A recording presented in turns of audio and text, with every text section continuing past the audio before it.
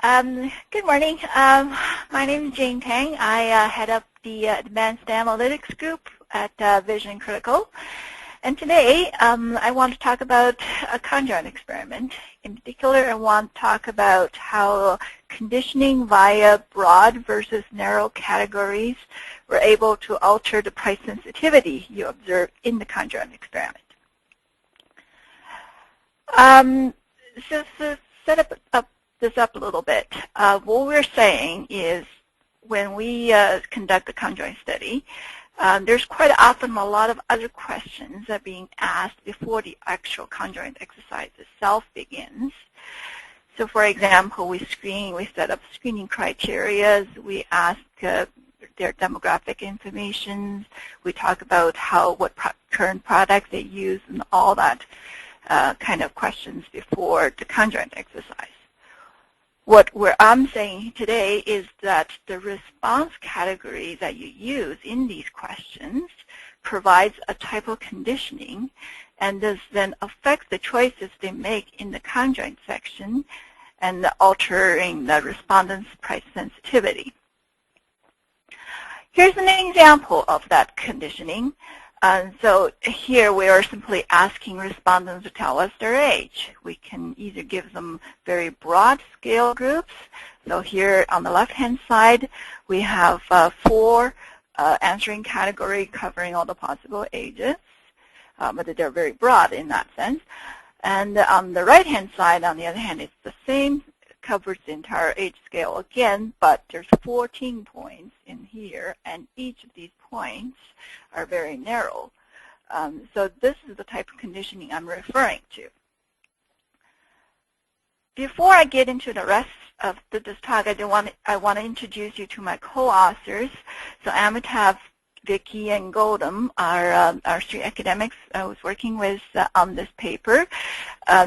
Their paper called Categories Create Mindsets, the Effects of Exposure to Broad versus Narrow Categorizations on Subsequent Unrelated Decisions, is essentially the motivation behind our current paper. And this is published on the Journal of Marketing Research in 2010.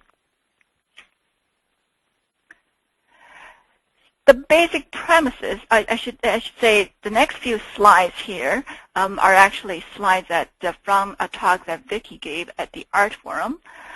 The basic premises here is that the scale type you use in one decision context, such as the broad, when people are exposed to either the broad or the narrow scale, would then affect how their judgments and decisions made in their subsequent unrelated decisions from a second context.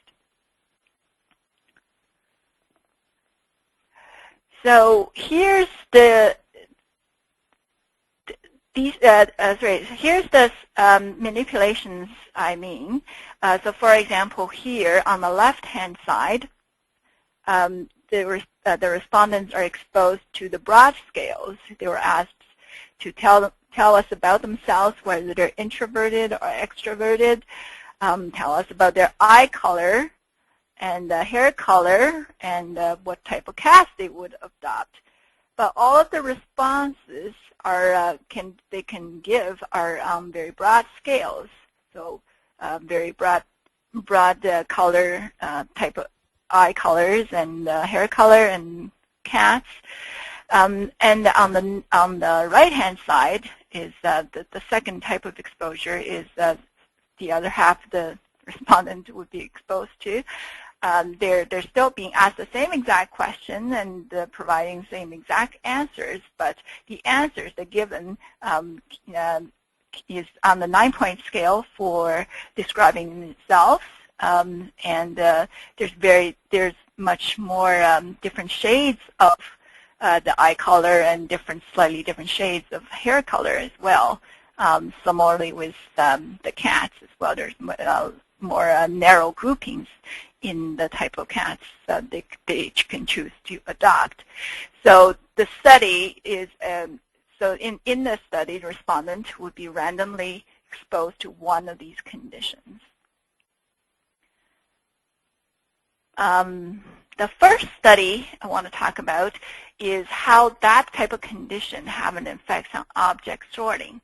So this is a fairly simple exercise where we simply ask the respondent, after they have been exposed to that conditioning, to sort these 12 fruits into groups. They can sort it into as many groups as they want or as few as they want. They just have to put these fruits into similar groups.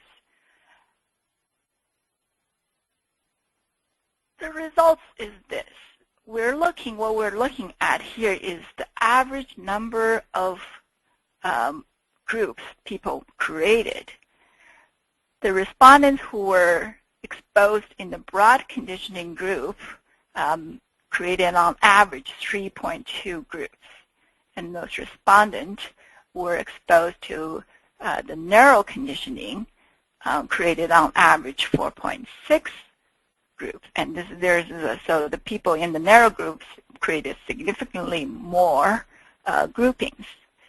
What's really interesting is that if you take a visual inspection of the fruit, the groupings people actually created, there is a qualitative difference in how the participants created those groupings. Now, those respondents that are in the broad conditioning group, they created simple groupings based on either color, so you have the red group versus the yellow group, or taste, so you have some people grouping fruits that are sweet versus sour. Now, in contrast to those in the narrow conditioning, they created these groupings often with more than one criterion in mind. So instead of just color or just taste, they created groupings that based on in combination of that. So you end up with a red and sweet group, and you end up with a red and sour group, and you end up with another yellow and sweet group, etc. And that's how they were able to generating a greater number of groups. So what it seems happened is they organized the fruits in a more careful and more complex manner, acknowledging that there are facts multiple dimensions in which these groups, these fruits can actually be different from each other. The second study I want to talk about is a category inclusion task. So again, similarly, a respondent will be either exposed to the narrow or the broad conditioning first, and then they get this task. They're shown essentially a continuum of Chinese versus Western European faces. And they were shown this one at a time from the left to the right. And for each face, they were asked them to check click on the appropriate button, whether they think this face is a Chinese face or they're not sure. And the results of this conditioning is that those who were exposed to the broad scales accepted the greater number of faces to be Chinese.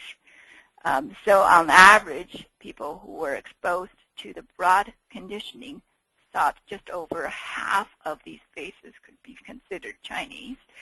But the respondents who were exposed to the narrow conditions thought only really the first two faces, maybe the third one, could really be considered Chinese. So I just want to review what we have here. So what we're saying is by conditioning respondents through either the broad category scales or the narrow category scales, we are able to change the way they process information. When respondents are exposed to the broad scales, they are more lenient. They tend to be slightly less careful. Their decisions are less conceptually complex. They considered fewer dimensions in their decisions, and these tend to be the more salient dimensions. And when they are exposed to the narrow conditioning, their decisions they're a little more critical, and they're more careful, and their decisions are more conceptually complex.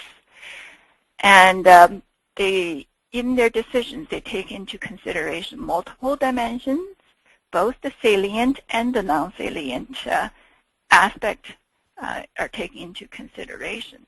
And so this then essentially leads us to the finding of our study. In the grouping task, people are able to make fewer and larger groups when they're exposed to the broader scale, and they made many and smaller groups when they're exposed to the narrow scale. And in the categorization task, they used more lenient inclusion criterion when they're exposed to the broad scales, and they used a stricter inclusion criteria when they're exposed to the narrow group. So this then leads to our current study. We want to know whether that same change in the information processing style would affect people, how people approach conjoint tasks.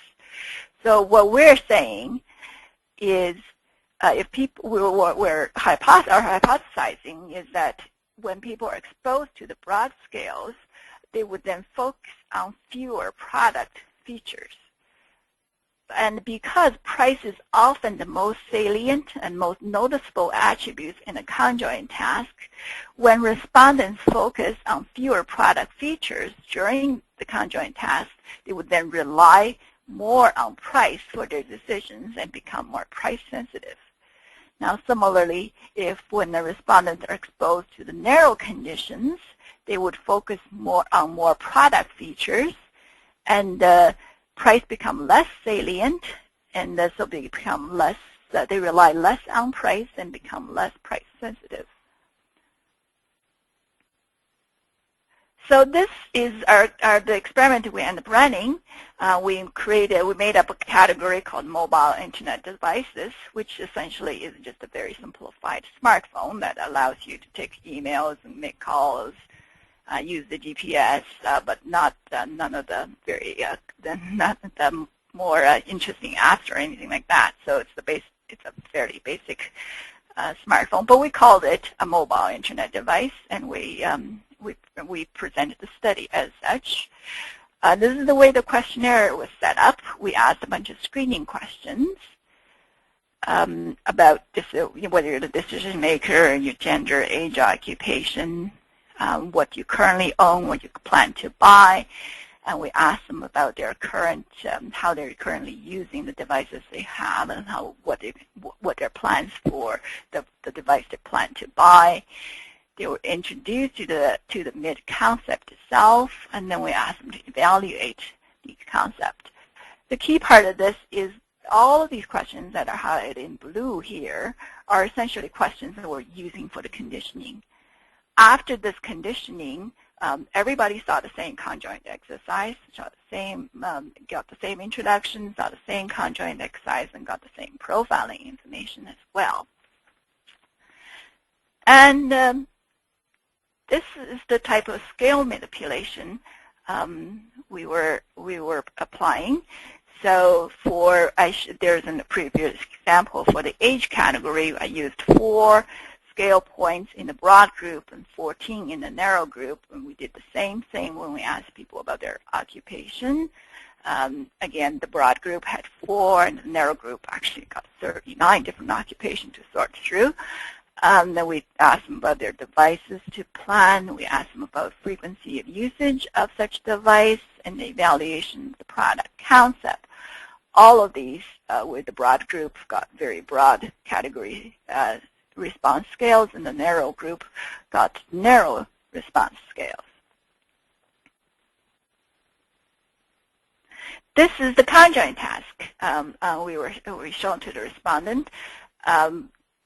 Respondents are asked to evaluate 5 different options of the MID product based on connectivity, internet browsing, email, GPS, phone, storage, and price.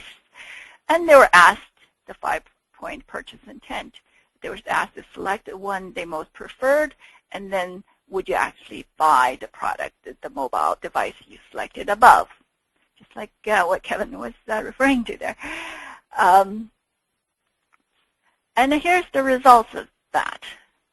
What happened here is that it matched our expectations. So the narrow group, the people who were exposed to the narrow condition, paid much more attention to internet browsing. They paid more attention to GPS, and they paid more attention to the phone features. And then because they paid more attention to those, they placed relatively less importance on the price factor. And the broad conditioned group, because they paid less attention to the actual product features, they relied more on price. And here's the price elasticity. So in this case, when the broad group were during the simulation, we said that here's an average mid product. If it's for sale at $99, how likely would you buy? And it says 18%. With the simulation is telling us 18% of the people would buy that mid product. And when the price went up to $499, only 5% of the respondent would actually purchase it. And the similar numbers for the narrow group. What's interesting here is because the narrow group paid more attention to the product features and less to price, they become less price sensitive. That's why the narrow group has a more inelastic price elasticity.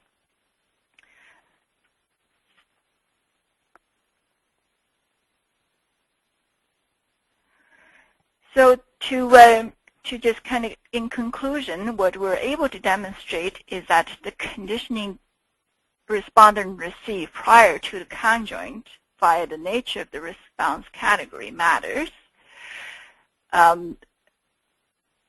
What I guess the implication of this research is, should we or can we strategically make use of this type of conditioning to make respondents and consumer pay more or less attention to certain type of information? I do a lot of work in the technology category. So in this category, for example, a lot of our conjoint exercises focuses a lot on the product itself, on the various functions the product would allow you to do. So what tends to happen is it draws attention away from the respondent, the attention they would have paid to price than what would have been in a real situation, meaning that they tend to be less price sensitive than they would have been in the real world situation. So would it help if we simply given respondents the broader conditioning right off the bat, so to make them more attuned to paying attention to the price cue?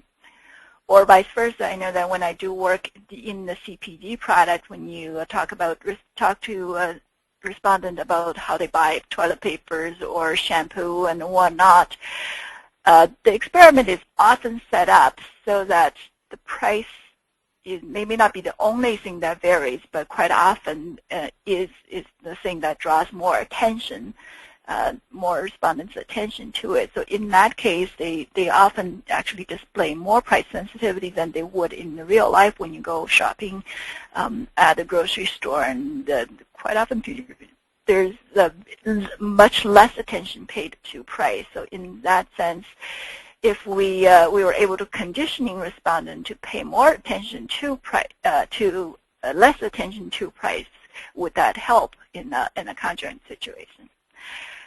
So that's all I have to say. Can I give the control back to you, Ray?